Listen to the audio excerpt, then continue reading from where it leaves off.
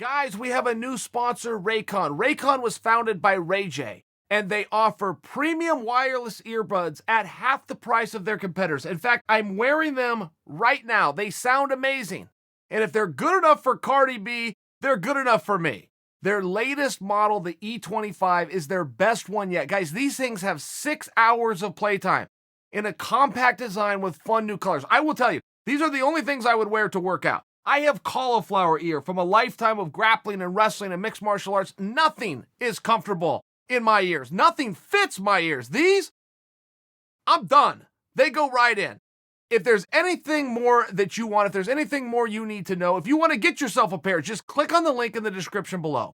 Go to buyraycon.com/Chael Sonnen. That's going to save you 15% off your order. Joe Rogan had made a statement on his podcast, and he was talking about Dominick Reyes, Jon Jones, and he's saying that that's the fight he wants to see, and he wants to see it next. And he was just talking about what a great fight it was. He complimented both guys, but he came to the ultimate conclusion that Reyes will fight better next time, having that experience, knowing what he knows now, having this new confidence, knowing what he needs to fix, that he's going to fight better and that he's hungry. And he also questioned Jon Jones's motivation. In fact, I think his exact words were, I question Jon Jones's motivation. He didn't elaborate on that. But I want to elaborate on that because I've had the same damn thought about Jon Jones for about 8 years now, where I keep questioning, how motivated is this guy going to be? And you'll do that with some athletes, right? I think the Bullet would qualify as that. I think Chris Cyborg would fall into that category, where you have so much success for so long. How many times do you want to climb that mountain? You already know what it looks like at the top. You've already had that fulfillment. And I think this is obvious when Joe says it and when I say it. And I think of myself as a very competitive guy, and I know that Joe's a very competitive guy. But I think that I'm really giving you an introspection to myself, saying, I wanted to be world champion. I did all the sacrifice, worked really hard. But I don't know if I wanted to be world champion for 11 years. I mean, that's a very real thing. There's a wrestler who I admire tremendously, the greatest American wrestler of all time. His name is John Smith. And if you ask any other wrestler, you think there's any debate here, they'll all tell you it's John Smith. The answer to who the best American is of all time is John Smith. And John Smith won 2 Olympic Games, completed his career after the second Olympic gold medal in 1992. And he shows up to Olympic training camp in 1996. And he shows up in a coaching role. He's only 31 years old. He's wrestling every day because he's the head coach at Oklahoma State. He goes into training camp with the current Olympians and he cleans house. Absolutely destroys everybody who's getting ready to go to the Olympics. One weight up, his weight class, one weight down, destroys all of them. And other coaches pull him aside. And of those coaches, one of them was my coach. And my coach is the one that told me the story, but he told John Smith, you could have made the Olympic team. And John said, oh yeah, I know that. He said, but I don't want to work hard enough to win the gold medal. And my coach, who was John Smith's old friend and roommate, said, hey, what do you mean by that? And he said, well, I know I could make the team, but I also know what it takes to bring home a gold medal. I did that for 6 straight years. I don't want to work that hard again. And I'm not going to take an opportunity in a spot and get on an airplane and go to the Olympics unless I'm going to bring home the gold. And I'm telling you now, I'm not willing to do the work to bring home the gold. That was the story. That's it.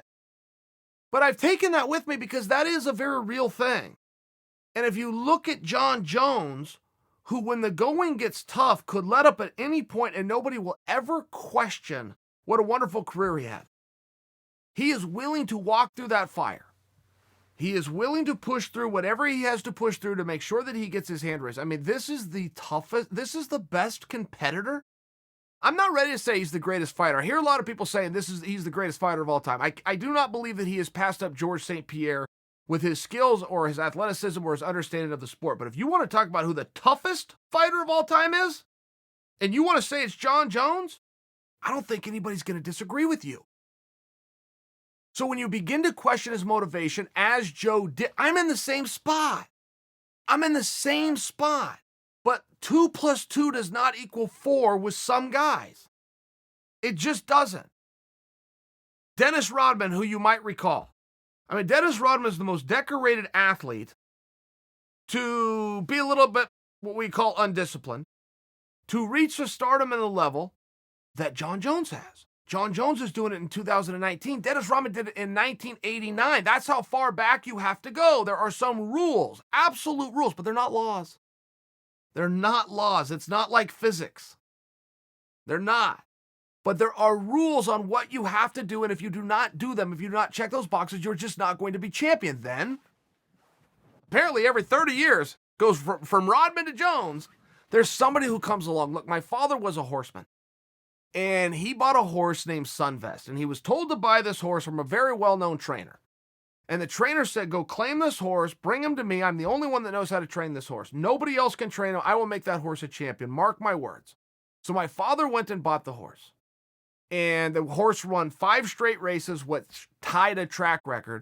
Lost for its 6th race, which would have been the track record. Lost a photo finish. Came back, won 3 more races, got claimed, and became somebody else's horse. Never won another race. Never came in the top 3. So my dad asked the trainer, by the way, what is your secret to training Sunvest? Told me only you know how to do it. You proved that you were right. But what is it? And Tex Irwin was the trainer's name. And Tex told my dad, he said, Sunvest does not like to train. You get him up in the morning, you don't run him, not once. You walk him around the track, just let him see the track. Put him back in the stable. Feed him, water him, be nice to him. Bring him out on race day. He will dump all that energy that all the other horses spent preparing for the race. He'll put it all in on game day. And he did. And there's some guys that are like that. And if you've got X amount of energy, I'm convinced a guy's athletic career, I always compare it to bullets in a gun because I think it's an example that you guys would understand, but at some point you're going to fire that last bullet. And for some guy, whether it was Sunvest, whether it's Jon Jones, and I'll go all the way to Dennis Rodman, some guys save it. Some guys don't leave it on the road. Some guys don't leave it in the gym, and that's a very real thing. Some of the hardest work, there's a real balance in hard work and dedication and discipline. Some of the hardest workers that I ever knew, it did not translate into competition. They were too worn out. They ground themselves down. There is a real balance there on doing just enough. Now, that's going to be a lot. That's going to be hard. Just enough is going to be very hard. This is not a way of being lazy and getting out of it. But there's also a time to pull back. And some guys will go on and write books and they'll call it peaking. But I'm going to call it a balance. There is a balance there. And if you're one of these guys who does not want to get it up every single day and grind every single day, and you identify that within yourself, but you make yourself the same deal, that on competition night, I will empty that chamber no matter what. If you can do that and you have the discipline to do it like Jon does, I don't know that questioning his motivation, as much as I'm with Joe. I'm not questioning Joe on this. I think it was a very good observation by Joe. But I think as Joe says it and I say it, I think we're probably more talking about ourselves than we are Jon. Rules don't appear to apply to Jon Jones. They just don't. They just don't. I don't even know if I fully agree that the Reyes fight will be harder the second time. I think that Reyes did learn some stuff. I think Reyes, as much as he was saying it going into the Jon Jones fight, he was trying to convince us. He was also trying to convince himself. That's a very real thing. I think Reyes, in many ways, probably surprised himself. Wow, I really am that good. I think he probably surprised himself. Wow, this guy's going to have a hard time taking me down. I can get off the bottom from this guy. I think he surprised himself. And could that be beneficial? Yes. But the same could go for Jon. Did Jon underestimate Reyes? I talked to some people in Jon Jones's camp. Talked to him the day of the fight, ran into them on accident at Starbucks, says, does Jon believe he's in a hard fight tonight? And they said, you bet he does. You bet he does. Jon has worked his ass off for this. He is not overlooking Reyes. If that is true, maybe there's not a lot of room for Jon to gain. But either way, you do have to go back to the fact that Jon won that fight. And we can sit and argue about it all we want. Jon won that fight. One ref thought judge thought he won 4 rounds. It might be as simple as taking those 2 guys as quickly as possible and put them in a different jurisdiction. Let them go have that exact same fight, but let 3 other Poindexters at ringside decide who won. It's a good match. And we've known that we were going to have this fight, guys. We knew that this was going to be fought out between Jan Blachowicz and Dominick Reyes. And they were going to have to fight it out in the media for who gets the opportunity. I don't have a great sense of which way the wind is blowing. And I can tell you, for me, I like both fights, and I want Jon to get his opportunity. I firmly believe that Blachowicz has earned that opportunity. And there is something special about this sport when the right guy gets his shot. But to make believe that Dom Reyes didn't do the exact same thing and perhaps suffer an injustice, if you're just looking to do what is right, I think you got a real hard decision to make. And I don't see Jan Blachowicz going anywhere, and I don't see anything wrong with letting him sit on ice. He's never fought either one of these guys. There could be something special about keeping Jan back. And I know that's not typically how this game is played, but there could be in this unique situation something special about keeping Jan back, letting Dom and Jon go out and handle business with Blachowicz to get the winner. The risk there, which again is why the game isn't played this way. What happens if Reyes wins? If Reyes wins, he now owes Jon Jones a fight. He now owes him a trilogy. And they're likely to do that. But the larger message here isn't to try to figure out where the pieces are going to fall. The larger message here is that there is an argument on just how damn many pieces there are when it was only 1 month ago that division was in such shambles that Jon himself was thinking about leaving it.